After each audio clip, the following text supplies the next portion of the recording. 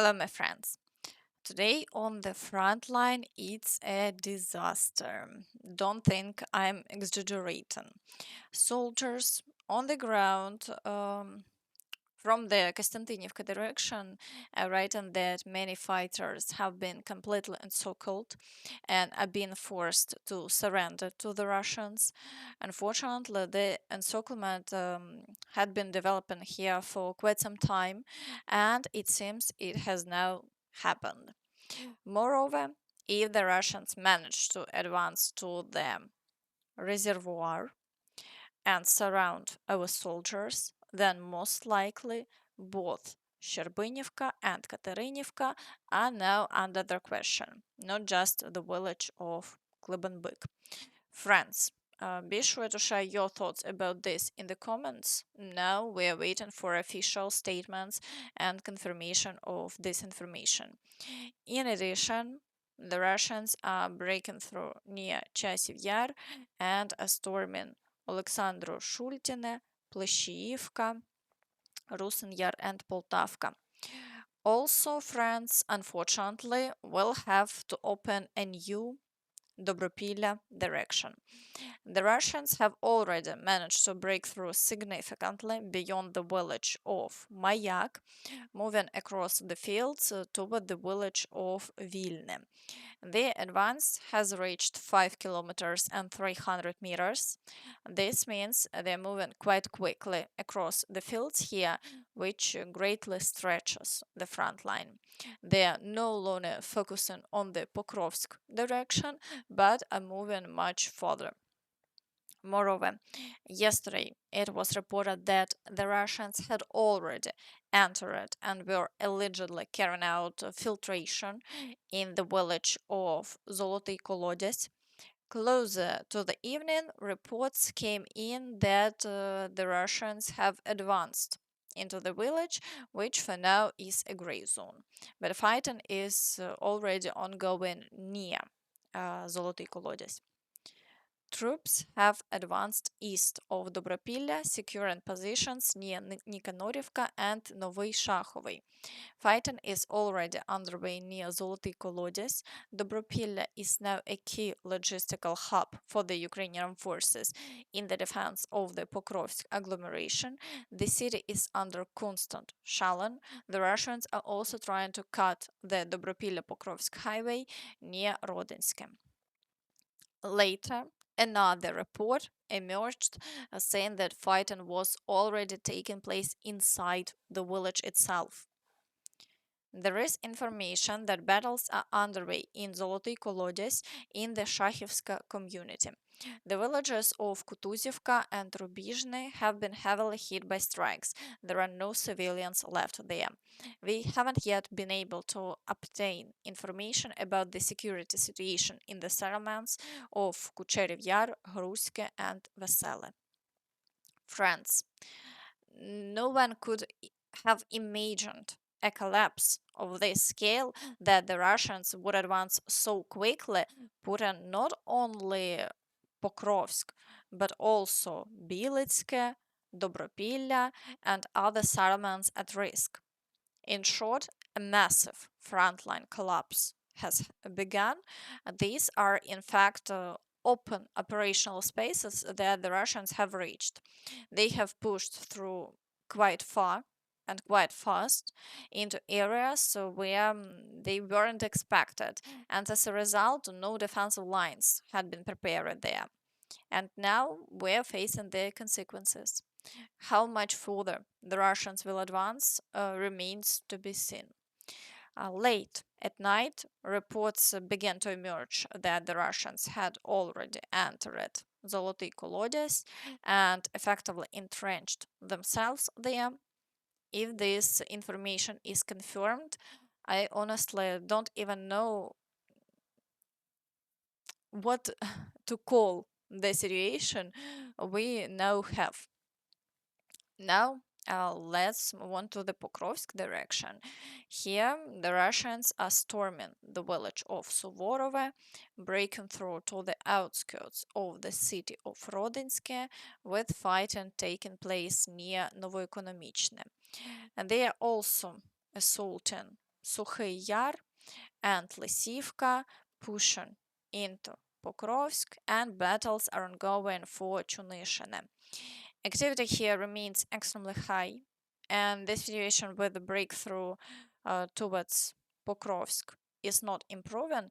Yesterday, it was reported that over the course of a few days, the Russians sent 150 men into the Pokrovsk breakthrough attempt, and 30 of them actually reached the city.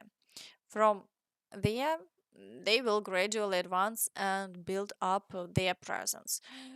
Overall, the situation has significantly worsened over the past few days. In the Novopavlivka direction, the Russians yesterday were also able to capture almost the entire village of Voskresenka. Today, assaults continue on Dachne, Filia, Zelený Gай, and Alexandrograd. As we can see, activity here is also at the highest level. This proves that the Russians have far more reserves and resources, and they are conducting the offensive along a huge stretch of the front, practically without pauses and as actively as possible. In the direction of Velyka Novosilka, the Russians are breaking through in the area of Malivka. They have also managed to push closer to Komushovaha and are already storming the village. Fighting is also taking place for Vilna Pole, which is effectively in semi-encirclement, and they are assaulting Timirivka. As we can see, the situation here is also far from good, and the Russians are managing to advance further in the Hulay Pole direction. The Russians are assaulting Malinivka and Olgivska. Here, too, activity has clearly increased somewhat, but so far there have been no changes along the front line over the past day.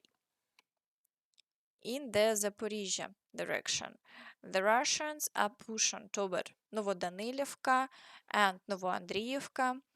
Near Kamyansk, the Russians claim that the Ukrainian forces are conducting counterattacks, but there is no official confirmation of this. Over the past day, the front line here has also remained unchanged. For now, we are waiting to see how events develop. In the Kherson direction, the Russians are pushing forward on the islands and shell on the right bank. However, they haven't achieved any new gains so far, and the front line remains unchanged. The Washington Post reports that Putin allegedly told Vitkov that they don't plan to retreat from the Kherson and Zaporizhia regions in order to maintain a land corridor to Crimea. During a meeting with Vitkov, Putin hinted that he was ready to hold the offensive in the Kherson and Zaporizhia regions. However, the Kremlin doesn't want to give up the territories it has already captured, which provide Russia with a land corridor to occupied Crimea. According to sources cited by the Washington Post, the American side interpreted Putin's hint as a willingness to withdraw Russian forces from the Kherson and Zaporizhia regions. In reality, however, the source says that Putin offered to take control of Donetsk and Luhansk regions in exchange for a ceasefire and made no other proposals. Now let's move on to the Siversk direction. Fighting and assaults continue here, and soldiers on the ground report that the situation has also started to worsen. In the Siversk direction, problems persist, just as in the adjacent Lyman direction. The Russians have advanced from Verkhnyokamensky towards Siversk. From their forward positions to the eastern outskirts of the city, it's now just 1.5 kilometers. The Russians also control almost half of the Serebryanka forestry. Fighting for Grigorivka continues, but the situation there is essentially clear already. Only the village of Serebryanka remains. Once the Russians capture it, they will likely synchronize the offensive on Dronivka with a crossing of the Siversk Donetsk River from the Serebryanka forestry. Such actions would allow the Russians to create a partial encirclement of Siversk and significantly worsen our logistics. However, there are still no direct battles for Siversk itself. That is still a way off, unless something extraordinary happens. In the Lyman direction, activity remains extremely high, over 20 assaults daily. The Russians are storming Kolodyaz, Shandrigolove, Novy Mir, and Olgivka, and are breaking through in the area of Kharkivka. The front line hasn't changed in the past 24 hours, but the situation remains very difficult. In the Borova direction, the Russians are assaulting Bogoslavka, Nova Kruhlякivka, and pushing closer to Novoyegorivka. However, the front line here remains unchanged for now, and the Ukrainian forces are managing to repel all attacks. In the Kupiansk direction, the Russians are advancing toward Kovalivka, storming Tishankivka, the outskirts of Kupiansk, Petropavlivka, and carrying out a large number of shallow attacks. For now, there are no changes here either, although the gray zone is expanding significantly and the Russians are increasingly trying to encircle Kupiansk. In the Dvorichna direction, the Russians are advancing toward Petro Ivanivka and the village of Kolodyazne. So far, there have been no major changes over the past day, but activity remains high and fighting continues for positions. In the Kharkiv direction, the situation is relatively stable for now. The Russians are not conducting new assaults, and this may be somehow connected to negotiations, as they might understand that these territories will have to be returned to Ukraine. For now, it's not certain, but there are no assaults here. However, fighting in Vovchansk continues, though the front line hasn't changed over the past day. In the Sumy direction, the Russians are still trying to push forward, carrying out more than 10 assaults per day. They are also attempting to break through the border near the village of Tetkina, but without success so far, and the front line remains unchanged. Yesterday, Russia also carried out strike on Zaporizhia with an aerial bomb hitting the bus station. President Zelensky said that these attacks clearly show that Russia has no intention of stopping.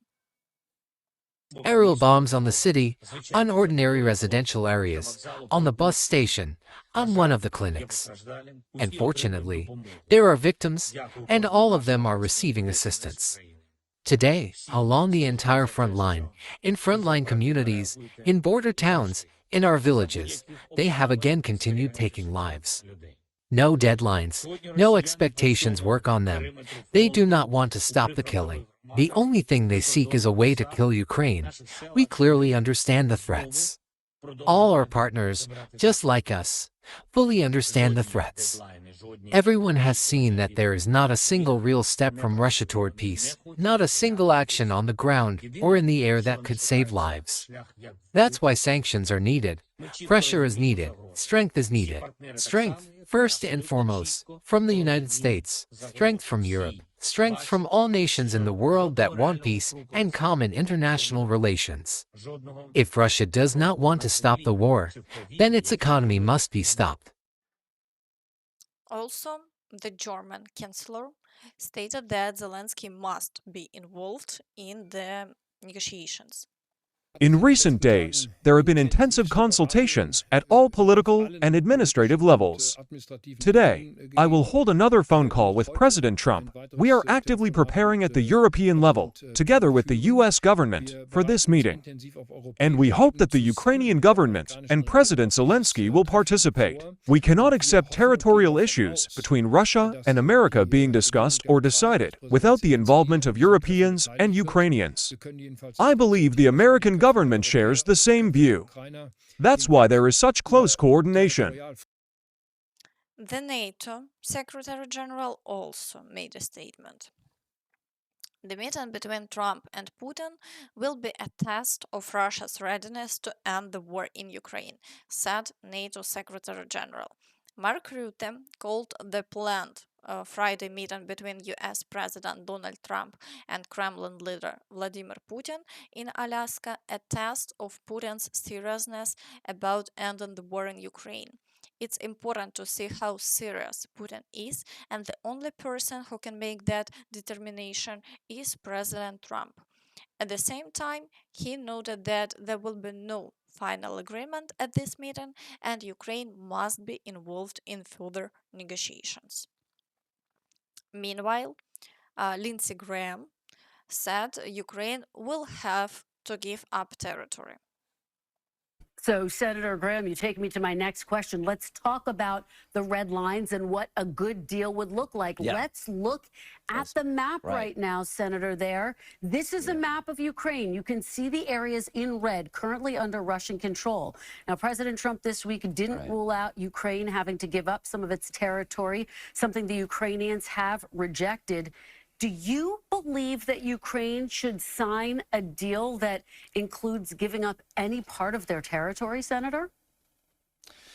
Well, think about East Berlin and West Berlin as a way a conflict can be settled, at least for a period of time. North Korea and South Korea is in a state of truce. There's never been a final settlement. But I come on your show a good bit. I want to be honest with you. Ukraine's not going to evict every Russian. And Russia's not going to Kyiv. So there'll be some land swaps at the end. As you can see, they're talking about territorial exchange, but Ukraine hasn't captured any Russian territory. So only Ukrainian land would be traded. Yet, in the US, this is framed as a victory. Friends, please be sure to share your thoughts in the comments. And that's all from me. So please don't forget to like this video, subscribe to the channel, and hit the notification bell to stay updated on all the latest news. Thank you for watching and see you next time. Bye bye.